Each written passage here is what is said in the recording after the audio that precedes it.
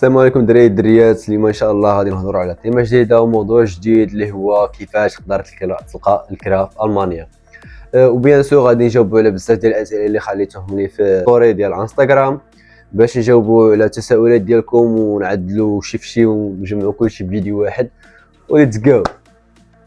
زول الاخوان، كيف ما كتعرفوا المشكل ديال السكن في المانيا هو واحد المشكل قديم. قبل ما يجوا اللاجئين الاوكران المانيا بعد الحرب الاوكرانيه كان ديجا هذا المشكل هذا في المانيا، وكانوا بزاف ديال الناس كيعانيو خصوصا الالمان باش انهم يجبروا شقه ولا دار كيف ما كانت، حيت بطبيعه الحال باش تبني هنايا شقق جديده خصك بزاف ديال القوانين التنظيميه وقوانين بيئيه اللي كيعطلوا بزاف ديال المشاريع ديال السكن الاجتماعي باش يتبناو. وهذا هو المشكل اللي كتعاني منه المانيا، ولكن دابا كيحاولوا انهم يتداركوا الموقف ويحاولوا يبنوا بزاف ديال السكن الاجتماعي هنا باش يحيدوا هذه النقطه هذه من الاقتصاد الالماني ومن المشاكل الاجتماعيه اللي كيعاني منها الشعب الالماني والمقيمين في المانيا بصفه عامه. دونك الموضوع ديالنا هو كيفاش تقدر تلقى الكرا في المانيا من المغرب او لا وانت في المانيا. باش تعرفوا الحاجه الاخوان بانه الكرا من المغرب ما كنصحش انه الانسان يكري من المغرب. علاش؟ حيت الكرا يعني كتعمل كونطرا، يعني كتلتزم بحاجات وخصك تنسى حاجات اخرين. مثلا في الكونطرا ديال الكرا كتكون مثلا مكتوبه على الاقل تكون كاري، خصك تكري تما مثلا واحد 3 سنين ولا 5 سنين.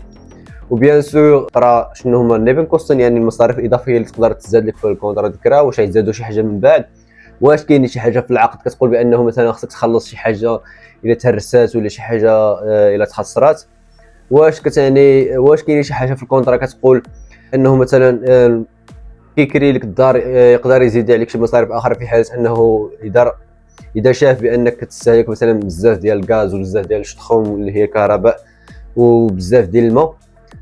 هادشي كامل عنده صراحه قوانين تنظيميه اللي كتنظموا هنا في المانيا، يعني ما يمكنش يزيدوا اي حاجه في الكونطرا، ولكن كاين بعض الحالات اللي كيخليو انه الانسان يتقاولوا بهذه اللغه هذه. دونك نجاوب على السؤال ديالنا. قلنا اول حاجه ما كنصحش انه الانسان يكري من المغرب، حيت قبل ما تكري خصك اول حاجه تشوف الدار، وهذه نصيحه اللي كنصح بها اي واحد مثلا باغي تكري هنا في المانيا. الدار خصك تشوفها، خصك تصورها، اي شق في الحيط شتيه خصك تصورو، خصك تصور الدار النهار الاولاني اللي دخلتي لها بالحاله ديالها كيف ما جبرتيها، باش نهار اللي تخرج انت من الدار تبغي تخرج من الدار ما يجيش مثلا اللي كاري لك الدار وينصب عليك ويقول لك حقا مثلا الباب تشق ولا الحيط تشق ولا مثلا الدوش تخسر. هادشي كامل كيكون مثلا عندك مصور في التليفون ديالك من النهار الاولاني، باش النهار اللي كيجي هو يكذب عليك ولا يطيح لك شي باطل انت كتقول له ها هو شريف، ها الفيديو، ها الدار كيفاش كانت، ها النهار والساعه فوقاش تصوروا، بحال يكون داكشي كامل في لي ديتاي ديال الفيديو. وديك الساعه ما يقدر يزيد عليك حتى حاجه، حيت تكون هذيك هي الحقيقه وهذيك هي السيتواسيون ديال الدار، السيتواسيون ديال الدار من النهار الاولاني. دونك هذه نقطه. ثاني حاجه الاخوان، خصكم تعرفوا هذه الحاجه بانه الدار مثلا في بعض التصاور كتبان بان هاد الدار كبيره ومشمسه وكذا، ولكن مثلا كتجيني هنا كتلقى مثلا الدار ماشي دار انما عباره عن كولوار وما تقدرش تعيش فيها مرتاح، خصوصا الا كنت مثلا عتكري فيها مع شي واحد اخر، تدخلهاش مثلا التهويه مزيانه، ما كاينش فيها بزاف ديال الشراجم، ولا جات واحد مثلا نقولوا حنايا في الكاف يعني في السفلي كاع. هادشي اللي كنصح به انا، يعني ما تكروش من المغرب من الاخر. وثاني حاجه خصكم تشوفوا الدار كيفاش عامله، ومثلا غتقول لي نقدر نكري مثلا من المغرب ويصور لي مثلا مول الدار والفيديوز نشوف الفيديوز ونكري من عنده نورمال. هاد الحاجه هاد القضيه هادي تقدر تصدق لك وتقدر ما تصدق لكش. مثلا يقدر يسرد لك مثلا هو فيديو ديال دار اخرى وتسيني على كونطرا ديال دار اخرى، فهمتي؟ يعني هو يصور لك فيديو ديال واحد الدار مزيانه مشمسه معدله، ولكن انت غتسني على كونطرا ديال واحد الدار اخرى اللي لا علاقه بالواقع. هادو علاش النقاط اللي خصكم تركزوا عليهم كيفاش تقلبوا على الكرا في المانيا. دونك غتقول لي واحد النقطه، اسمها يعني الا ما نقلبوا على الكرا في المناطق اللي كنبغيو نكريو فيهم نظرا للاوسبيلدونغ ولا العمل وما كنلقاوش. فهاد النقطه هذه انا ننصحك توجه الاخ بايسكيبا ديالك، توجه المشغل ديالك وتقول واش تقدر تعاونني الكرا. كاينين جوج الاحتمالات. يقول لك يا اما نكري لك انا، يكون مثلا عندهم هما كتكون عندهم هما مثلا الدار ديال اتسوبيس ولا شي حاجه بحال هيدا، ولا شي واحد كيعرفوهم، كيري لك هو وكتخلصو هو، يعني كتكون ساكن عنده هو. وكاين نقطه اخرى مثلا هو يقلب لك على الدار وانت تتكلف بالباقي. هاد النقطه هذه صراحه اللي كنصحنا بها بزاف ديال الناس، حيت مثلا الا كريتي عند مشغل وقع موقع وبدلتي مثلا خدمه ولا بدلتي التكوين ولا شي حاجه بحال هيدا، فراه غادي يقول لك زوفورت اوس، يعني نيشان تخرج من الدار اللي كاريها لك هو. دونك من الاحسن يا اخوان تكلفوا الكراب راسكم، داكشي كامل تكلفوا به راسكم، النيبن كوستن، التسبيق، الكاوتسيون اللي غادي تخلصوا من الدار، كلشي تكلفوا به راسكم. واخا داكشي كيكون غالي في الاول، ولكن كلشي يهم في الراحه ديال الانسان. حيت هنايا ملي كتجيني هنايا صراحه اول حاجه خصك تستقر فيها هي الدار. ملي ما كتكونش مستقر في شي دار معوطه فراه ما كتكونش مرتاح، باش نكونوا واضحين صراحه. دونك هذه النقطه الثانيه، انه المشغل يعاونك انك تلقى الكرا، سواء يكري لك عنده ولا يكري لك مثلا شي دار. النقطه الثالثه كيفاش تلقاو الكرا الاخوان في المانيا، هو انكم مثلا غادي تكري مثلا في مدينه ديال فرانكفورت، نتواصل مع مثلا مع اجونس ديال ليموبيليي في فرانكفورت، وصلنا اليهم الو السلام عليكم، انا فلان فلاني من المغرب، غادي نعمل اوس بيلدونك في البلاصه الفلانيه، واش عندكم شي ديور. ديك الساعه هو كيجبد لك الانتايغ وكيسردهم لك سوا بيغ ايميل سوا بيغ واتساب، على حسب هو شنو من وسيله غادي يتواصل معك. دونك هادو كيبقاو احسن طرق كيفاش تقدر تلقى الكرا، وكيفاش تحاول تجنب بزاف ديال الفخاخ اللي كيطيحوا فيهم بزاف ديال الدراري اللي كيكونوا مثلا باقيين جدادين هنايا وما كيعرفوش راسهم من رجليهم، كيقولوا خصهم غير يرتاحوا بعدا يشبروا مثلا دار شي كيف ما كانت، والاخر كيشبر هو واحد الدار اللي مبهدله ما فيها ما يتشاف، واحد مده طويله مثلا 3 سنين ولا 5 سنين وما يقدرش يبدلها بسبب الكونترا ديال الكرا. هذا ما كان الاخوان، هادشي باش كنصحكم. وندوزوا للفقره ديال الاسئله اللي خليتهم لي في انستغرام. الدراري نبداو باول سؤال من الاسئله اللي كتخليهم لي في الانستغرام. واول سؤال كيقول خويا واش ديك دوال ستوديوم مزيانه؟ شنو هي دوال ستوديوم؟ دوال ستوديوم الاخوان هي تقريبا بحال اوس بيلدونغ، ولكن في عوض ما تمشي للبيغوش ولا المدرسه المهنيه فراه كتمشي لليوني، يعني الجامعه. ما كدوش القرايه ديالك في المدرسه المهنيه، كدوزها في الجامعه. بيان سور الدبلوم ديالك يكون زايد شويه على الاوس بيلدونغ، ولكن تقريبا راهم بحال ما كاينش بزاف ديال الفرق في سواء في القيمه ديال الدبلوم سواء في الخلاص. هذا هو الفرق الوحيد اللي كاين بين دوال ستوديوم و اوس بيلدونغ، ما كاينش شي حاجه اخرى.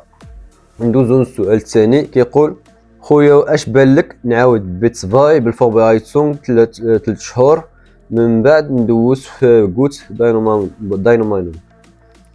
دونك حاجه مزيان ملي اختاريتي تدوز في الغوت، حيت صراحه انا كنصح ديما دوزو في اما في او اس دي اولا اوست، او يا اما في او اس دي اولا في الغوت. احسن حاجه تعدلها هي انك تبريباري مزيان، حيت معروف بانه البيتس فاي واحد النيفو اللي صعيب صراحه شويه، كيطلب بزاف ديال الجراماتيك، كيطلب بزاف ديال ليمو، وبيان سور كيطلب انك تخدم بالنيفو ديال بيتس فاي. ما يمكنش تكتب لهم بالنيفو ديال بي 1، ما يمكنش تكتب لهم بالنيفو ديال ات فاي. عليها خصك تبريباري مزيان، تحفظ الدروس ديالك، الجراماتيك خدم على جراماتيك مزيان، وان شاء الله يكون التيسير. وهاد الخطوه هذه اللي تعد راه مزيانه، يعني انك تبريباري مزيان وتمشي دوز بيد في غوت. فهادشي اللي غادي ننصحك به، واللهم يسر. ندوزو للسؤال اللي موراه. السؤال اللي موراه كيقول شحال خاصك باش تخرج لك الفيزا؟ دونك هاد الاخوان هاد السؤال هذا راه ما يمكنش نقول فيه شي مده محدده، حيت بالنسبه للفيزا فراه كتعطى على حسب تريتمون الدوسي في القنصليه. كيف ما كتعرفوا القنصليه كيكونوا فيها الخدامه، كيكون مثلا الوقت اللي غادي تشبر فيه تدفع فيه انت مثلا الفيزا كيكون شبر فيه مثلا شي موظف الاغلاق ولا مثلا كرانك. دونك ما تعرفش مثلا شحال يقدر يتريطا الدوسا ديالك. ومعروف بانه الدوسي ديال الفيزا باش كيتريطا كيخصو ما بين شهر حتى 3 شهور، هادشي اللي كاين مكتوب في السيت ديال القنصليه. دونك الا شي داز 3 شهور على تريتمون الدوسي ديالك وباقي ما كاين حتى شي انسبورت، صوني ليهم قول لهم راكم تعطلتوا علينا. هادشي اللي غادي ننصحك. انا صراحه كانت خرجت لي فيزا في 21 يوم، وحتى الفوغ تشتيمون خرج لي في 21 يوم في الولايه ديال هيسن. دونك ندوزو للسؤال الموالي. السؤال الموالي كيقول الطريقه ديال بيفيربونك كيفاش خاص يكون. بالنسبه لهذا السؤال هذا الاخ او الاخت، الاخ غادي نخلي لكم الرابط ديال الفيديو هنا في الصندوق ديال الوصف، وغادي تشوف تما ان شاء الله كيفاش خاصو يكون البيفيربونك. ديجا هضرنا على هذا السوجي هذا في الفيديوهات اللي فاتوا، وان شاء الله تستافد من ديك الفيديو. وهذا ما كان. ندوزو للسؤال اللي موراه كيقول الميكاترونيك. السؤال كيقول انفخ الميكاترونيك. ما عرفتش شنو بغا يقصد، ولكن زعما واش مطلوب الميكاترونيك في المانيا. خصكم تعرفوا الاخوان بانه الميكاترونيك البلاد ديالها هي المانيا. الاختراعات كامله اللي معروفه حاليا في العالم هي الاغلبيه ديالها اختراعات المانيه. المانوس اخترعوا بزاف ديال الحاجات، طوروا بزاف ديال الحاجات حتى اللي ما كانوش مخترعينهم هما، ومن بينهم الميكاترونيك. الميكاترونيك الاخوان هذه هي البلاد ديالو، كتجبر فيهم بزاف ديال التخصصات، كتجبر كافه ميكاترونيكا، كتجبر بزاف ديال التخصصات اخرين اللي ما نقدرش نذكرهم كاملين صراحه في فيديو واحد، وما نقدرش نعقل عليهم كاملين. ولكن اللي غادي ننصحك هو تعمل السطاج ديالك بي 1 ولا بي 2، حيت دابا الصراحه حاليا كنشوف واحد المنافسه شرسه في الدومين في المجال ديال الاوسبيلدونغ بصفه عامه، حيت كاينين بزاف ديال الدراري اللي كيدافعوا ما كيلقاوش. وهادشي ما كيعنيش فقط بانه الدراري ما كيلقاوش، كيف ما قلنا الدوسي ديالو ما كيكونش هو هذا، كيكون عيان، كيكون محترم بزاف ديال الحاجات اللي خصهم يكون محترمه الدوسي. وهادشي اللي كيخلي الشركات الالمانيه ما كيقبلوش بنادم اولا انفخ الدوسي ديالو ملي كيمشي سبام. دونك ندوزو للسؤال الموالي. السؤال الموالي كيقول لائحه العطل. لائحه العطل الاخوان في هنايا في المانيا غادي نخليها لكم هنايا كيف ما كتشوفوا قدامكم.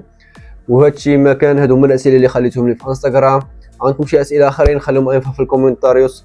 ما تنساوش تعملوا ابوني وجيم وبارطاجي، وما تنساوش دوزو كونت عندي انستغرام، باج فيسبوك، وما ننساوش حساب باج ديال تيك توك. هذا ما كان الاخوان، شكرا بزاف على الدعم ديالكم، نشوفكم ان شاء الله في احسن الاحوال، وتهلاو.